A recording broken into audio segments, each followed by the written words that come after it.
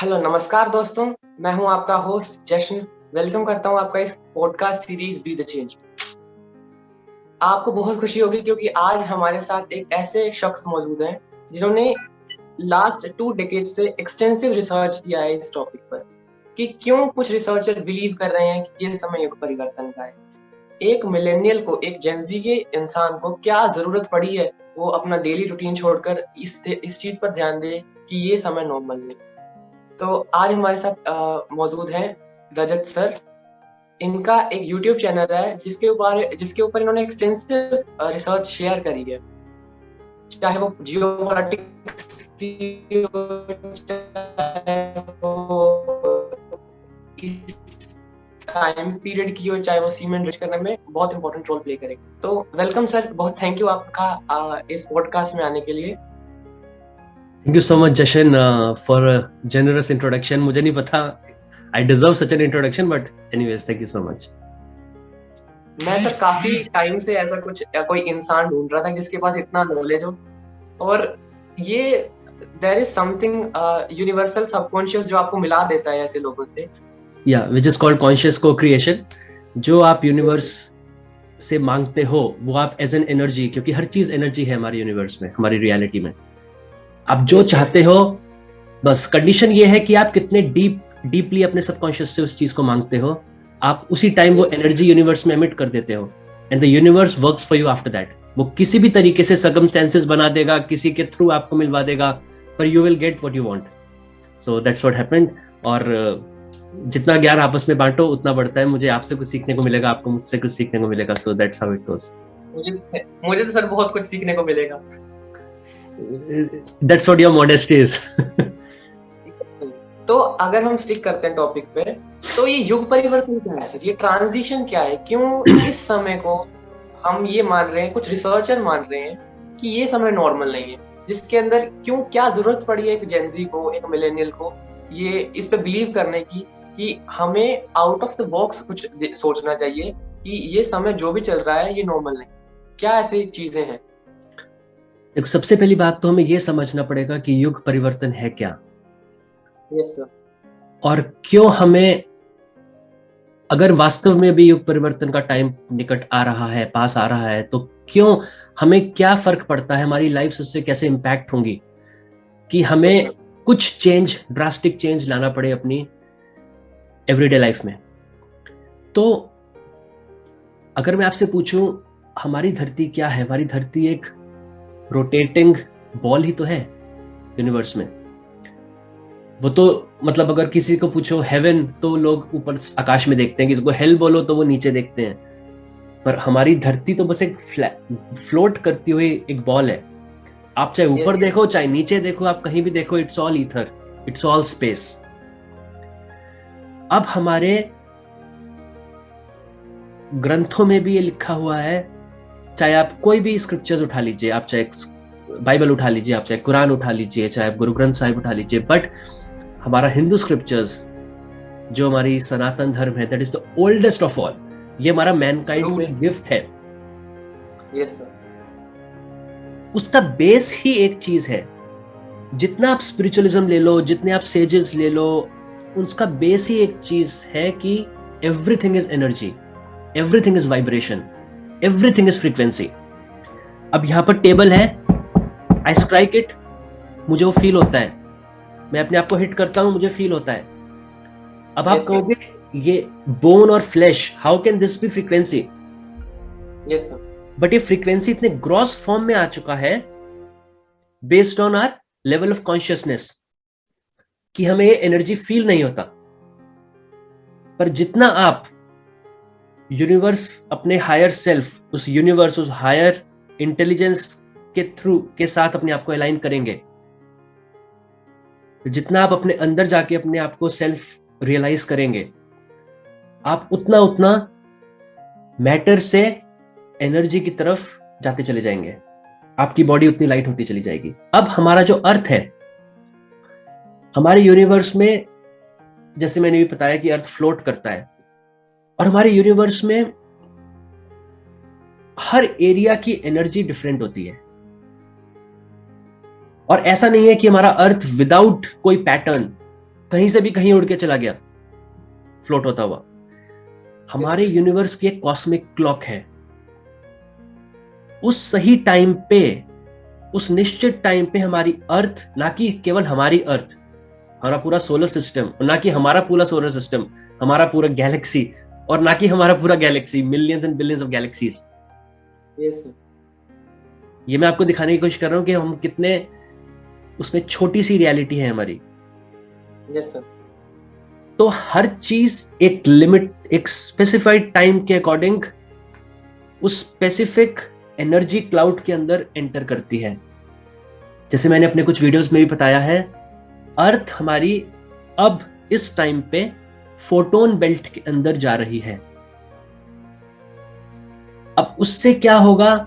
उससे हमारा पूरा युग परिवर्तन हो जाएगा। क्यों? हमारी अर्थ, हमारा सोलर सिस्टम जैसे उस फोटोन बेल्ट के अंदर जाएगा, हमारी रियलिटी की जो लेवल ऑफ वाइब्रेशन है, लेवल ऑफ फ्रीक्वेंसी है, वो इंक्रीज होना स्टार्ट कर देगी, कर चुकी है। अब हम अपनी बॉडी का level of frequency, level of vibration अगर उससे मैच नहीं करेंगे तो हमें काट दिया जाएगा। We will be just thrown off, क्योंकि हम कंपैटिबल नहीं होंगे। जैसे कि आप कहीं गांव में जाओ, रिमोटली, आपको वहां पे विविध भारती वगैरह कैच करता है आपके रेडियो में। द मोमेंट आप दिल्ली में आ जाओ, वो विविध भारती और वो सब लो फ्रीक्वेंसी रेडियो वहां पे आपको कैच नहीं करेगा। क्यों? High frequency radio stations, radio मिर्ची, रेड एफएम, दिस दैट, उनकी फ्रीक्वेंसी ओवर पावर कर देती है उस विविध भारती की फ्रीक्वेंसी को, which is lower frequency band. तो वो चैनल कैच ही नहीं कर पाएगा। ऐसी हमारी बॉडी है। अर्थ हमारे लिए नहीं रुकेगी। अब अर्थ को उस कॉस्मिक क्लॉक के हिसाब से मूव करना है। अब वो हमारे ऊपर है, हमें अर्थ के साथ अपनी फ्रीक्वेंसी मैच करते हुए चलना है या नहीं। अगर नहीं चलना, हमें जाना पड़ेगा इस प्लेनेट से और कहीं और अपनी इवोल्यूशन साइकिल कंटिन्यू रखनी पड़ेगी। तो युग परिवर्तन यही है कि एक रियलिटी में जिसमें हम जीते थे, क्योंकि अब हमारा पूरा सोलर सिस्टम एक डिफरेंट एनर्जी क्लाउड के अंदर जाना स्टार्ट कर चुका है, तो हमें ड्रास्टिक चेंजेस लाने पड़ेंगे अपनी एवरीडे रूटीन में, जिसके थ्रू हम उस फ्रीक्वेंसी राइज, जो अर्थ का फ्रीक्वेंसी राइज होगा, उसको मैच कर पाए। और वो युग परिवर्तन है। एक इंसान की लाइफ में धर्म एक बहुत इंपॉर्टेंट रोल प्ले करता है। तो ऐसे क्या मेजर और माइनर साइंस हैं, जैसे इस्लाम में क़यामत के साइन दिए हैं, कि जो उनके रिसर्चर बिलीव कर रहे हैं कि जो एंड टाइम्स है, फितना दज्जाल के समय के बारे में जो माइनर साइंस थे क़यामत के बारे में, वो पूरे हो चुके हैं। और भगवत गीता में कहीं, बाइबल में, तो क्या ऐसे मेजर एंड माइनर साइन है जिसको लेकर लोग बिलीव कर रहे हैं this is the end time? देखो, सबसे पहली बात, मायन कैलेंडर के हिसाब से, मायन कैलेंडर से स्टार्ट करते हैं।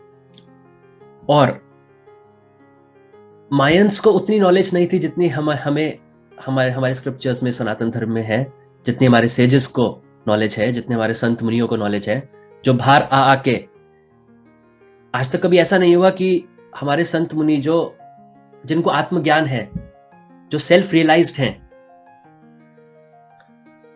वो कभी आज तक एक संत नहीं, दो संत नहीं, आपने देखा होगा कितने इंडिया में सेल्फ रियलाइज्ड गुरुज जो हैं, वो सामने आके बोल रहे हैं कि we are living in the end times, युग परिवर्तन का टाइम है, मान जाओ, सुधर जाओ, भगवान के साथ वो कनेक्शन, वो रिलेशनशिप एस्टेब्लिश कर दो, अभी टाइम है। एक बार टाइम निकल गया, विंडो ऑफ अपॉर्चुनिटी बंद हो गई, फिर बहुत लेट हो जाएगा। अब मायन calendar, first of all, Mayans ने कभी ये नहीं बोला कि 21 दिसंबर 2012 को उनका जब कैलेंडर खत्म हो जाएगा तो अर्थ, पूरी वर्ल्ड खत्म हो जाएगा, पूरा डूम्सडे आ जाएगा। मैं आपको बताता हूं, आप कोई भी गूगल कर सकता है, ऐसा कौन सा यॉनर है मूवीज का ओके सर, जो लोगों को सबसे ज्यादा पसंद है। वो रोमांटिक मूवीज नहीं है, वो कॉमेडी मूवीज नहीं है, वो एक्शन मूवीज नहीं है, वो सस्पेंस हॉरर थ्रिलर नहीं है, it's doomsday movies. Yes sir. तो डूम्सडे के बाद आपके अंदर एक वो एड्रेनलिन रश आता है, एक एक्साइटमेंट आता है। तो किसी ने ये पूछने की कोशिश नहीं करी कि मायंस का जब कैलेंडर एंड हो रहा था व्हाट दे मेंट। बस एक वो हमारे माइंड में एक वो है कि हाँ कैलेंडर खत्म हो रहा होगा, दुनिया खत्म होना, उन्होंने ऐसा बोल दिया। और हमने मूवीज भी बना दी, हमने उसके बाद मूवीज भी बना दी और मूवी सुपर डुपर हिट हो गई। Yes sir. मायंस ने कभी ऐसा नहीं कहा the earth will end the world will end. Mayans ने कहा था the world will end as we know it. जैसा हम अभी तक दुनिया देखते आए हैं, परसीव करते आए हैं कि दुनिया हमारी रियलिटी ऐसी है, वो परसेप्शन खत्म हो जाएगा। We will enter into a new world, a fifth world. और जब मायंस ने बोला था कि ये 21 दिसंबर 2012 को उनका कैलेंडर जब खत्म हो रहा है, तो वो एक्चुअली 21 दिसंबर 2012 नहीं था, वो 21 दिसंबर 2020 था। अब ऐसा क्यों? मायंस ने जब अपना कैलेंडर बनाया, उसके बाद जब हमने इंटरप्रेट किया कि वो किस डेट तक उनका कैलेंडर एंड होता है, राइट, तो उस टाइम हम जूलियन कैलेंडर यूज करते थे। Okay sir. और जूलियन कैलेंडर हमने यूज किया 1752 तक, द ईयर 1752। उसके बाद हम ग्रेगोरियन कैलेंडर यूज करने लग गए, जो हम आज तक कर रहे हैं। अब अंतर यह था कि जूलियन कैलेंडर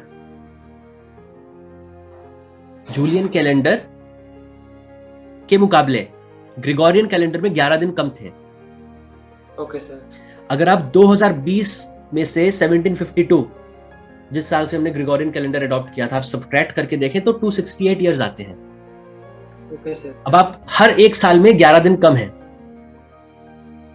अब के कैलेंडर के हिसाब से, तो 268 मल्टीप्लाई बाय 11 आपका आता है 2948 डेज।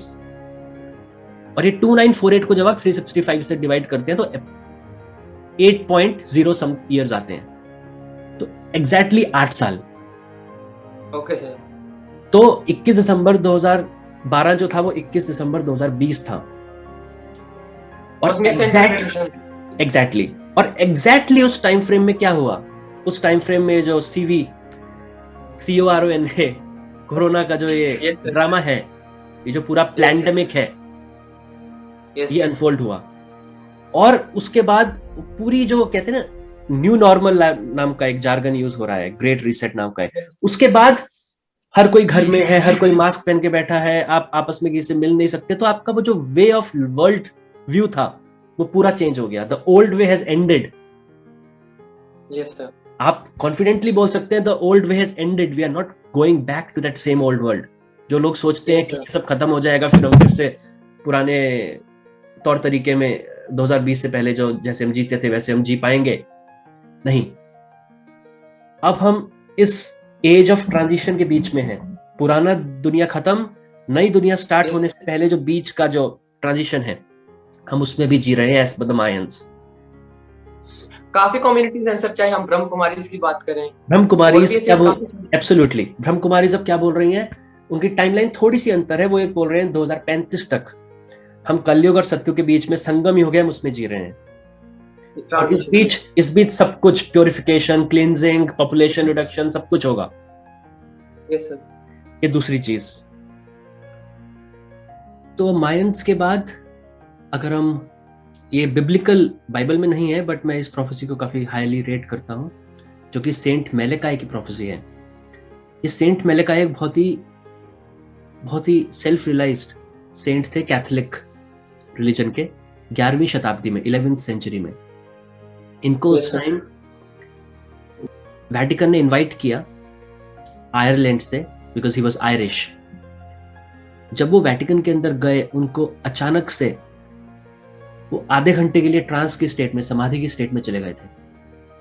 आधे घंटा बाद जब वो बाहर आए तब उन्होंने कहा मेरी आंखों के सामने समाधि में आज से लेकर 112 फ्यूचर के पोप आए हैं, और हर पोप के साथ उन्होंने एक सिंबल असाइन किया।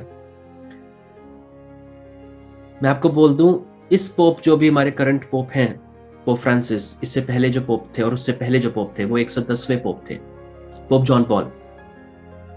उनके नाम के साथ उन्होंने सिंबल दिया था एक्लिप्स। अब वो एक्लिप्स वाले दिन पैदा हुए और एक्लिप्स वाले दिन मरे। जब उनकी डेथ हुई तो जब ये कार्डिनल्स सब इकट्ठे होते हैं नेक्स्ट पोप बनाने के लिए, तो जिन लोगों को इस प्रोफेसी के बारे में पता था वो बहुत डरे हुए थे कि अब हम केवल 2 पोप बचे हैं फाइनल पोप तक। Yes sir. अब उसके बाद क्या होगा, ये हर किसी की अपनी अपनी इंटरप्रिटेशन है। पर लोगों ने कहा कि अब 111वां पोप ऐसा ना हो, उस सिंबल से कुछ मैचिंग ना हो उसकी, जिससे प्रोफेसी हम खत्म कर दें यहीं पर। अब 111वां पोप की सिंबल जो असाइन था 111वें पोप के साथ, वो था ओलिव। ओलिव की जो लीफ होती है। अब कार्डिनल्स बैठे, 111वां पोप चुना गया। अब वो 111वां पोप वही थे जिन्होंने लास्ट टाइम रिजाइन कर दिया था, और वो पहली बार हिस्ट्री में हुआ है कि किसी पोप ने रिजाइन किया, वरना पोप की हमेशा डेथ के बाद नया पोप आता है। वो थे जर्मनी के कौन से पोप? रेटसिंगर। अब कल को अगर आप पोप बनते हैं तो आप अपना नॉर्मल नाम कंटिन्यू नहीं रख सकते।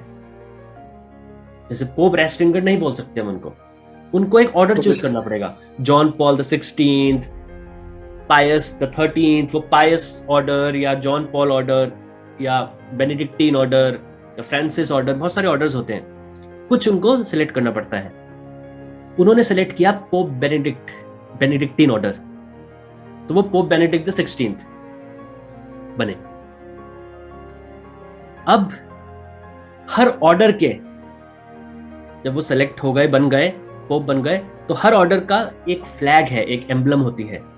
तो अगर आप बेनेडिक्टीन ऑर्डर का जो फ्लैग है, जो उनका झंडा है, जो उनकी एम्बलम है, वो क्या है? ओलिव। तो वो प्रोफेसी फिर से, क्योंकि जो होना है वो तो होएगा, वो तो काल है, रीजन बन जाएंगे।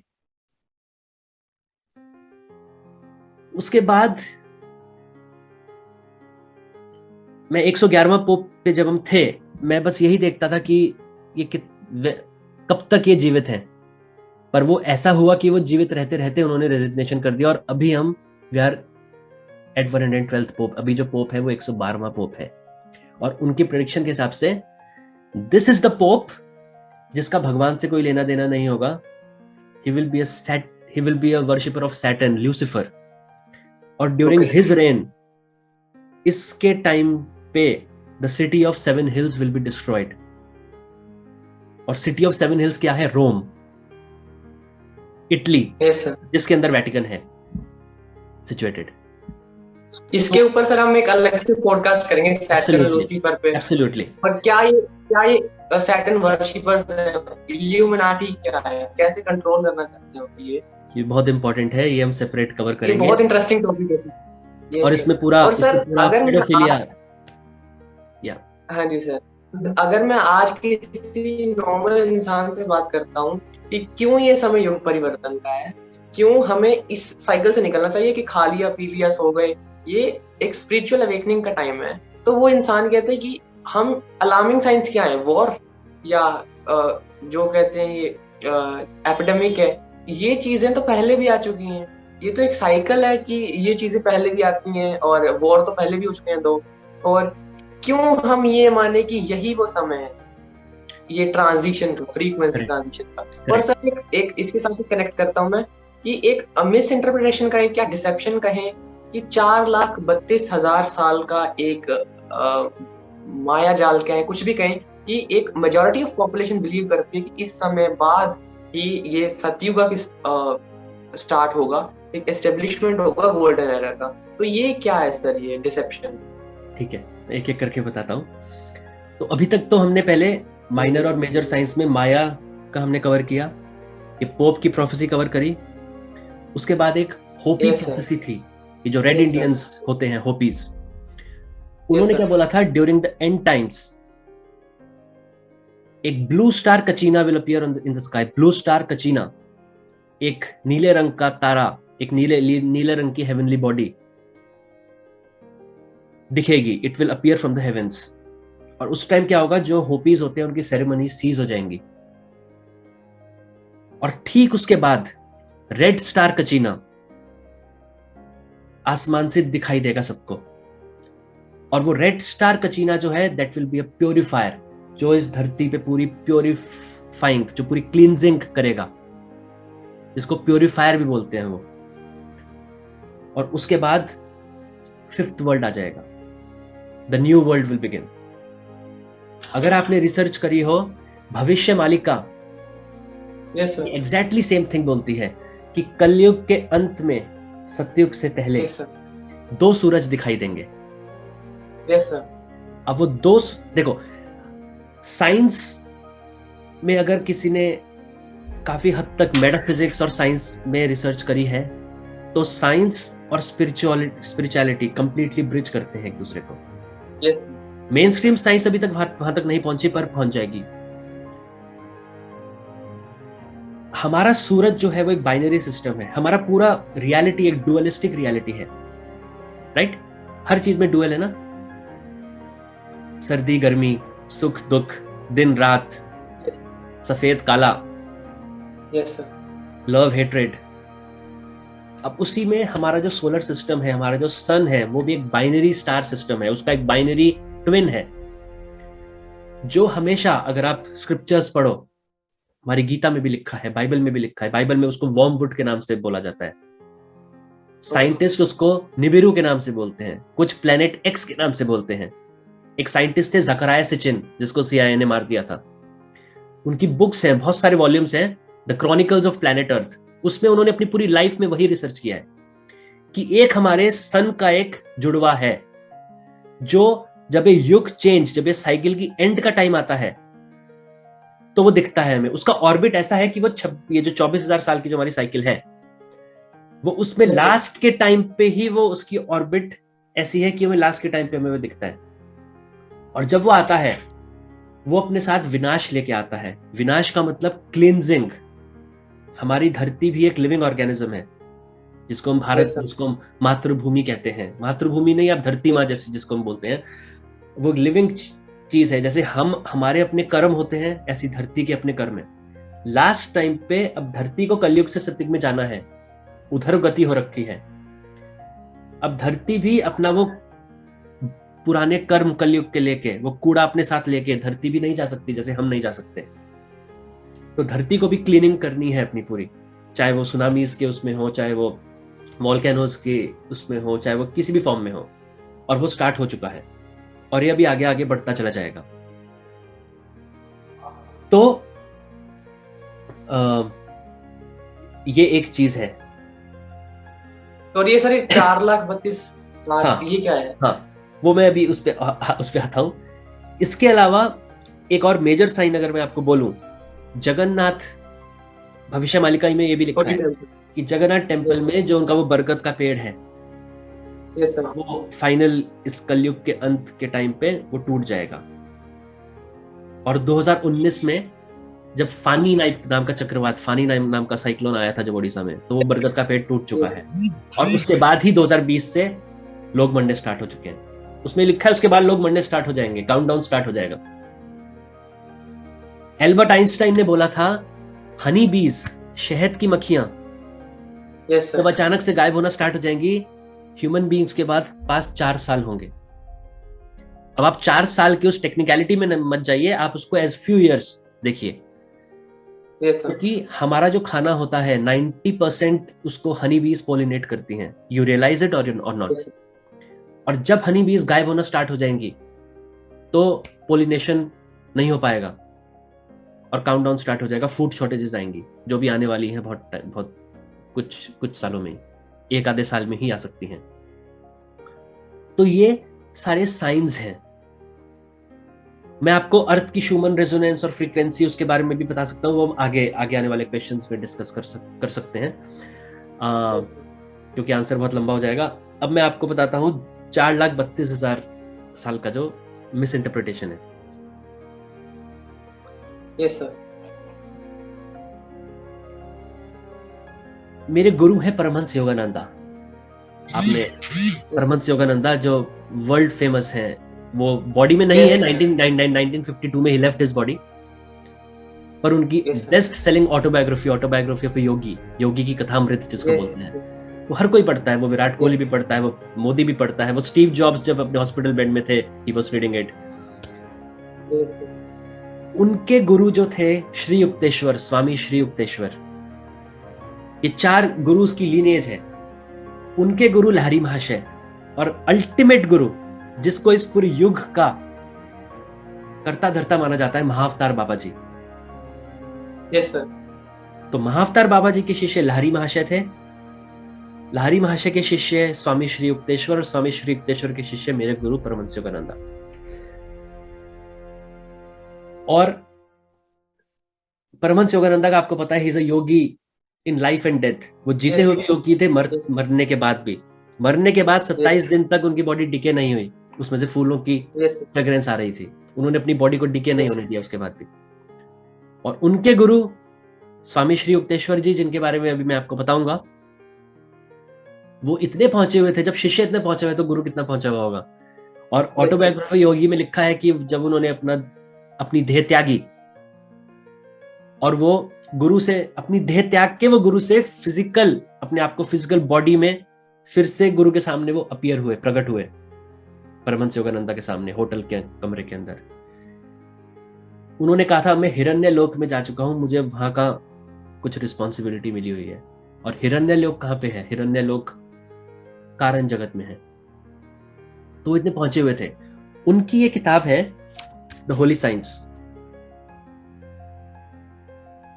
कि हर किसी को मैं एंकरेज करूंगा पढ़ने के लिए। इसमें अगर आप पेज नंबर 18 पे जाए, स्टार्टिंग के पेजेस में इसमें योगा के बारे में ही बताया गया है, पूरी कैलकुलेशन। अगर आप इस 18th पेज में जाएं तो इन्होंने साफ लिखा है कि ये कलयुग 4,32,000 साल का है। ऐसा क्यों माना गया? तो उन्होंने बोला कि दिस इज नॉट ट्रू। ये जो मिस्टेक है, the mistake into almanacs from the first time during the reign of Raja Parikshit, just after completion of the last descending Dwapar Yuga। तो ये क्या बोल रहे हैं? जो महाराजा युधिष्ठिर थे, उन्होंने नोटिस किया कि अब कलयुग का सबसे ज्यादा अंधकार वाला टाइम आ चुका है। तो उन्होंने क्या किया? उन्होंने अपने बेटे को, अपने ग्रैंडसन को, जो राजा परीक्षित थे, उनको अपना राज्यभार पूरा दे दिया। और वो अपनी टीम के साथ, महाराजा युधिष्ठिर जो थे, वो हिमालय के पहाड़ों पे चले गए, संन्यास लेके, सब चीजों से दूर। अब राजा परीक्षित के जो कोर्ट के अंदर कोई भी ऐसा नहीं था who could understand the principle of correctly calculating the ages of the several yugas। और वहां से ये पूरी मिसइंटरप्रिटेशन आई। स्वामी युक्तेश्वर खुद बोल रहे हैं, सतयुग, त्रेता युग, द्वापर युग, कलयुग, ये 4:3:2:1 के रेशो में है। Okay sir. 1200 साल का कलयुग होता है, 2400 साल का द्वापर युग होता है, उसके बाद 3600 साल का त्रेता युग होता है, उसके बाद 4800 साल का सतयुग होता है। इसको अगर आप ऐड करें तो 12,000 होता है। 12,000 प्लस 12,000, एक असेंडिंग साइकिल, एक डिसेंडिंग साइकिल, टोटल 24,000 साल। तो जो 4,32,000 साल का जो कैलकुलेशन है, ये ऐसा नहीं है कि वो फिगर उसमें लिखा नहीं है हमारे उपनिषद वगैरह में, वो लिखा है, पर उसकी इंटरप्रिटेशन लोग अपने लिमिटेड विजडम के हिसाब से उसको रॉन्गली इंटरप्रेट करते हैं, जिसकी वजह से प्रॉब्लम आ रही है। और आप ये सब चीजें चलो छोड़ दो, आप कैलकुलेशन सब छोड़ दो, आप अपने आप से पूछो, अभी हम जिस डायरेक्शन में ह्यूमन बीइंग्स जा रहे हैं, आप 100 साल भी और सरवाइव कर सकते हैं? 4,32,000 साल तो भूल जाओ आप। वो इसलिए क्योंकि अब 4:3:2:1 में क्यों है ये रेशो में? सतयुग 4 टाइम्स ऑफ कलयुग क्यों है? क्योंकि कलयुग में हम जैसे नीचे नीचे नीचे नीचे हमारी फ्रीक्वेंसी, हमारी डिग्रेडेशन ऑफ कॉन्शियसनेस होता है। Yes sir. हम अपने आप को उतना लंबा पीरियड ऑफ टाइम सरवाइव ही नहीं कर पाएंगे, हम आपस में एक दूसरे को मार के मर जाएंगे, क्योंकि हमारी चेतना ही उतनी एट द मिनिमम लेवल है। yes, अभी वो टाइम कम किया गया है। और लाखों साल तो आप भूल जाओ, अभी ट्रांसह्यूमनिज्म की बात हो रही है। ये बोला जा रहा है 2030 तक ट्रांसह्यूमनिज्म हो जाएगा, हम मशीन्स हमसे इंटेलिजेंट हो जाएगी, हमें मशीन्स के साथ मर्ज कर दिया जाएगा। एलॉन मस्क की कंपनी वगैरह और गूगल की अल्फाबेट उस पे काम भी कर रही है। yes, sir. हमारा डीएनए पूरा भी टेम्परिंग हो रहा है, जो ये ये जो मिस्ट्री जूस वाला जो ड्रामा चल रहा है, Yes, क्यों sir. हो रहा है? ये सब अभी हो रहा है ना। हम अभी मार्स पे जाने की बात कर रहे हैं। अभी एलोन मस्क कह रहा है बाय 2029 हम मार्स पे सिविलाइजेशन स्टार्ट कर सकते हैं। Yes, तो this is the time. Krishna ने कहा था, श्री कृष्णा ने कहा था, हे अर्जुना, मैं कलयुग के अंत में दोबारा आऊंगा अपने बीज को बचाने। I will come to save my seed. और वो सीड क्या है? भगवान की सीड क्या है? डीएनए। वो भगवान का सी प्लस प्लस जावा का, अगर आप प्रोग्रामर हो आपको रिलेट कर सकते हो, वो एक कोड है, डिवाइन कोड। एक ग्रेग ब्रैडन की किताब है द गॉड कोड, वो डीएनए के बारे में ही है पूरी किताब। I encourage all the viewers and listeners to read it. हमारा डीएनए ही है जो हमें दिव्यता देता है। वो डीएनए ही था बुद्धा के अंदर, जो बुद्धा को एक साधारण सिद्धार्थ से बुद्धा बना दिया। एक जीसस को साधारण एक शेपर्ड के घर में पैदा हुए बच्चे से जीसस बना दिया। तो अभी क्या हो रहा है? वो डीएनए की टेम्परिंग हो रही है कि हमारा वो जो ऊपर से वो जो कनेक्शन है उसी को रिकोड कर दिया जाए। yes, तो sir. ये सब अभी हो रहा है, 4 लाख साल बाद नहीं होगा। तो एक कॉमन सेंस भी होनी चाहिए लोगों में कि हम अभी किस टाइम पे जी रहे हैं। किसी भी तौर पे हम सब देखें, ये जो ग्लोबल वार्मिंग देखें, करेक्ट, एब्सोल्युटली। अभी जो नेगेटिव है, जो शैतान जिसको बोलते हैं, जिसको हम सैटन बोलते हैं, जो उनकी पूरी हमारे फिजिकल वर्ल्ड में भी जिनकी पूरी अभी टीम पूरे कलयुग में जिन्होंने मैसअप कर रखा है, आप उसको इल्यूमिनाटी बोलो। सर इसमें एक छोटा सा क्वेश्चन पूछूंगा कि एक कॉन्स्पिरेसी थ्योरी है कि इनके आकार जो एक एलियन स्पीशीज है, मान लो कोई जो कॉन्स्पिरेसी थ्योरी है, तो वो बिलीव करते हैं वो इस धरती पे इस समय है और वो कंट्रोल कर रहे हैं, मतलब उनका वेश है किसी प्रेसिडेंट का, मतलब ऐसे कुछ अथॉरिटेटिव पावर्स हैं जो है तो किसी और फ्रीक्वेंसी के, किसी और लेवल के, पर वो इधर आके अपना ये लूसीफर का जो सिस्टम है एस्टेब्लिश करना चाहते हैं। सर इसमें क्या सच्चाई है?